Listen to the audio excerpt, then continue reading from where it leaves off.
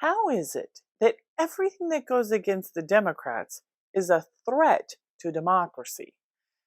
It's like we're living in The Boy Who Cried Wolf, except in this version, the boy is the wolf.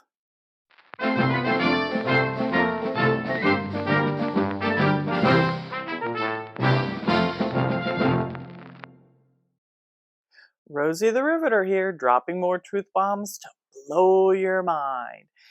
And this one may actually make your head explode.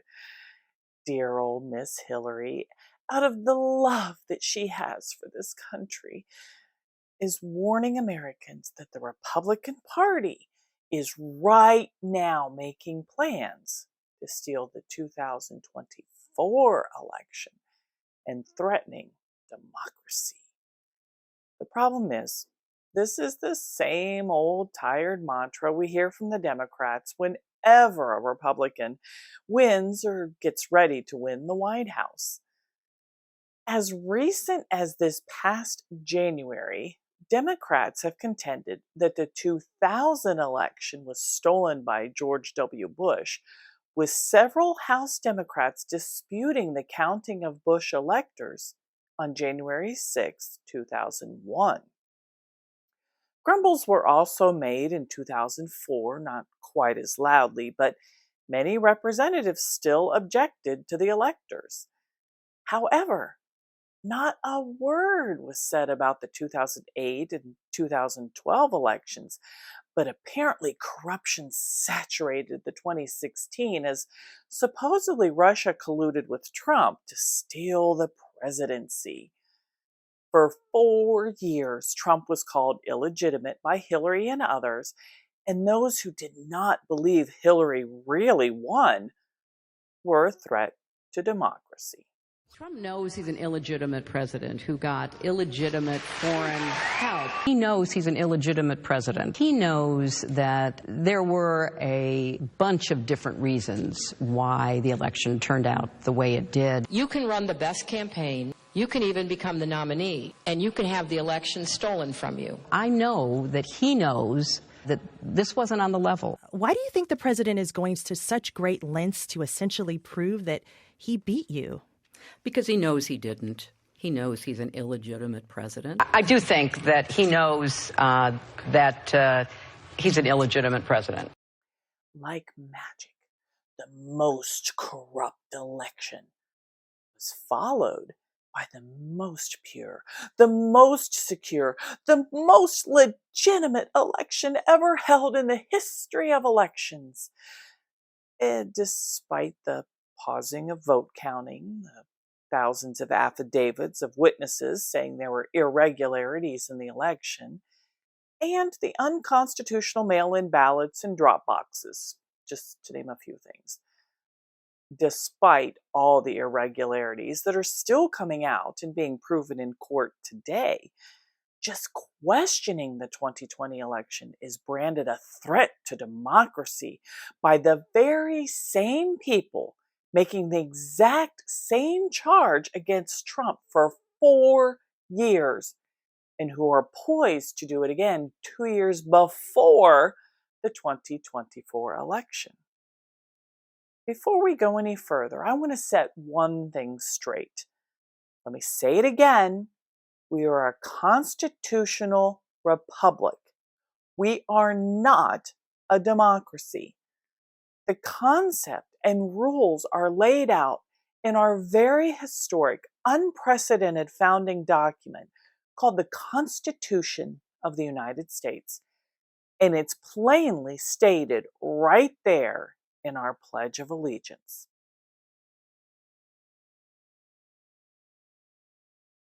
Despite not knowing what kind of a country we live in, Hillary and the deep state continue to insist everything is a threat to democracy.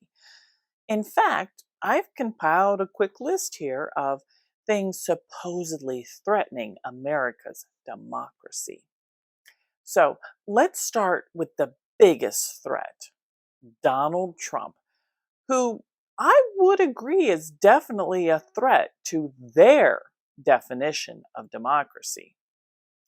Then There's Ted Cruz, Josh Hawley, Jim Jordan, Rand Paul, Dr. Oz, Tudor Dixon, Carrie Lake, Ron Johnson.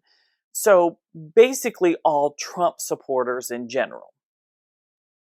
Add to that the Republican governors like Ron DeSantis, Greg Abbott, Kristi Noem, Glenn Youngkin, as well as rhinos like Mike DeWine and Brian Kemp, which quickly goes from MAGA are a threat to just all Republicans in general.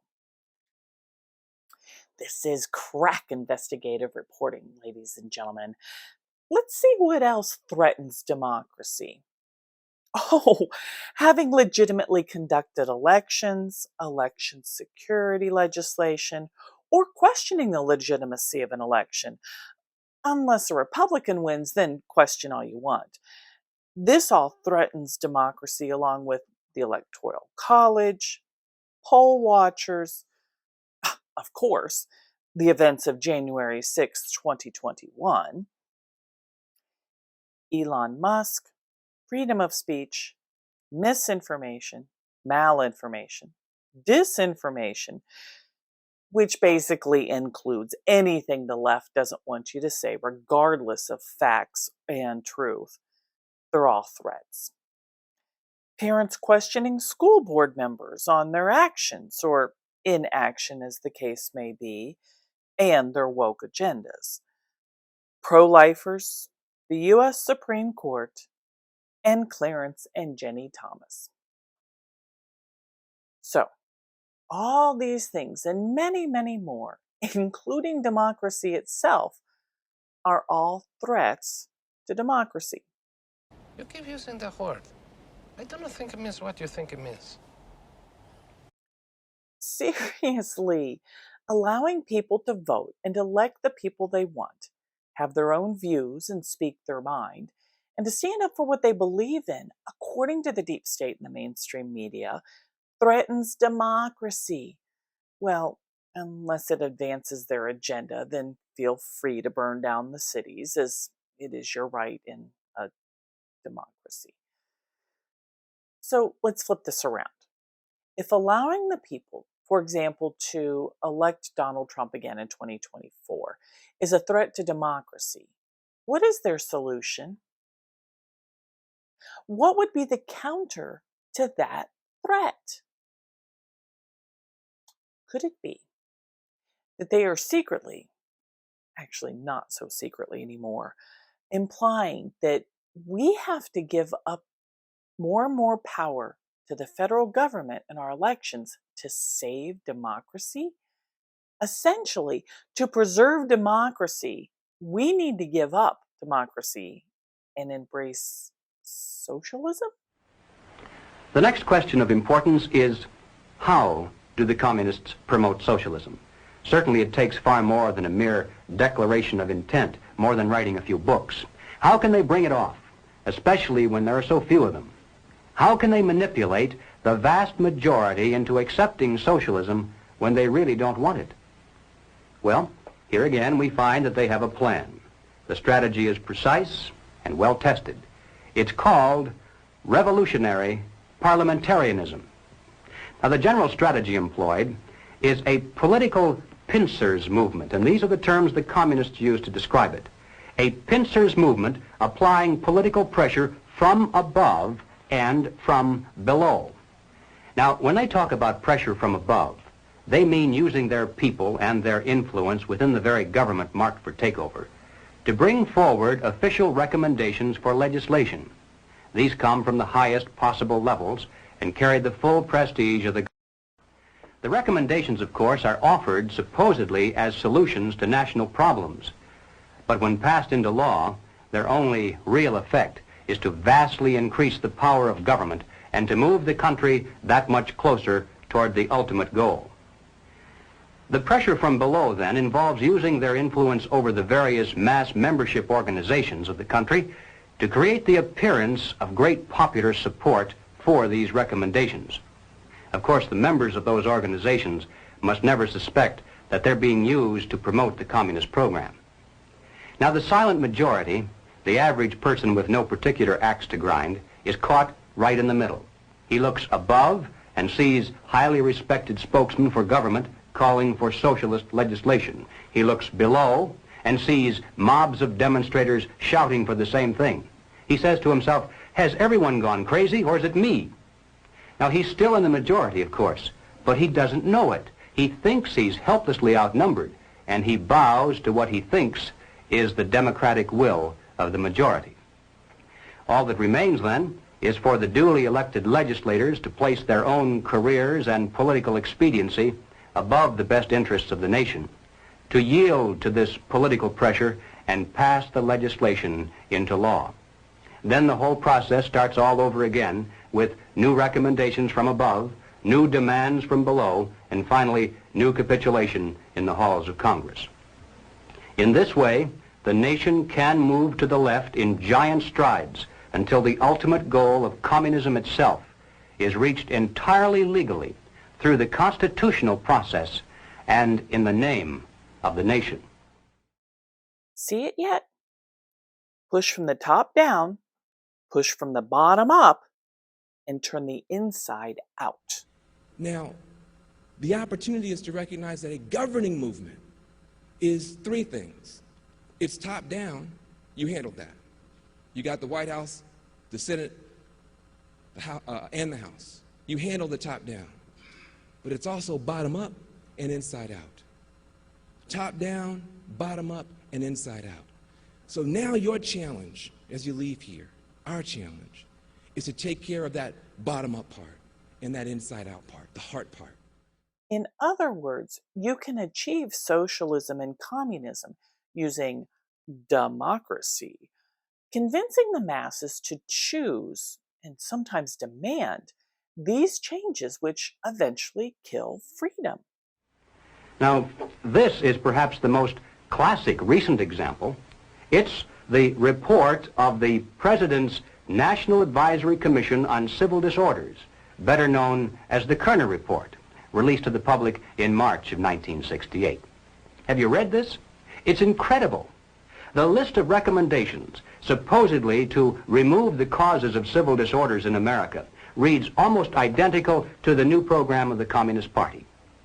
And that's not much of an exaggeration either. It calls for the vast expansion of all welfare programs and agencies. It suggests absorbing all city, county, and state welfare programs into one gigantic federal welfare program. And why have state socialism when you can have national socialism? It calls for a government-guaranteed minimum wage. It calls for federal financing and control of every conceivable sphere of human activity: education, housing, transportation, even insurance policies. It calls for strict gun control laws and even recommends the creation of a national police force. Well, naturally, it doesn't call it that by name. It refers to it as the National Law Enforcement Center. But there's no doubt as to what its ultimate form will be, especially since it's to operate in conjunction with the Defense Department. So, Rosie, what do you think are the real threats to democracy, you ask? Excellent question. Let me tell you. For starters, Joe Biden and the Democrats are using the FBI and the DOJ to attack their political opponents with raids, persecute pro-life Americans, and harass the attorneys of Donald Trump, as well as those defending January 6th protesters.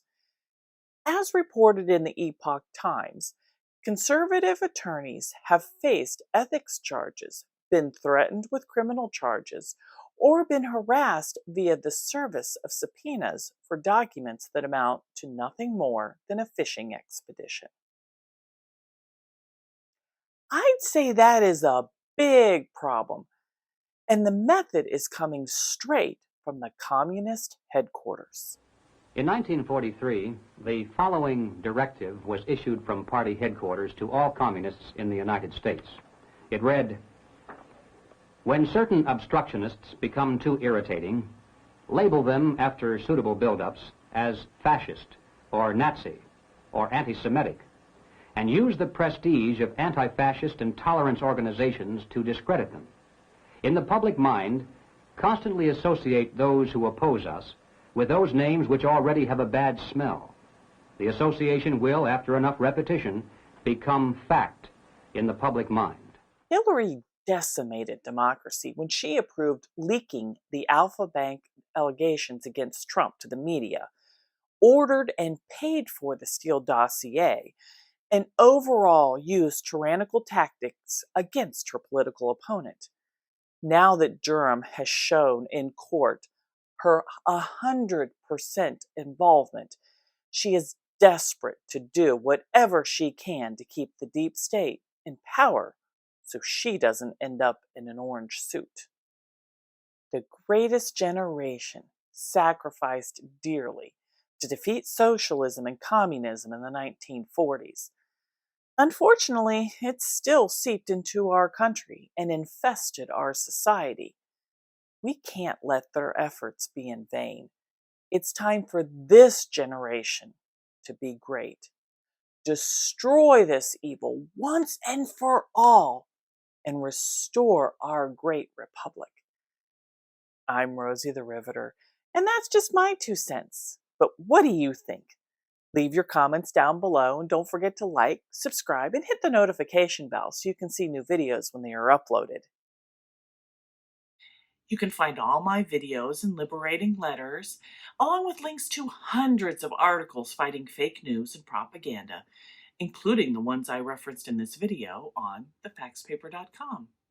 Don't lose heart. We are winning. We will be great again. We can do it.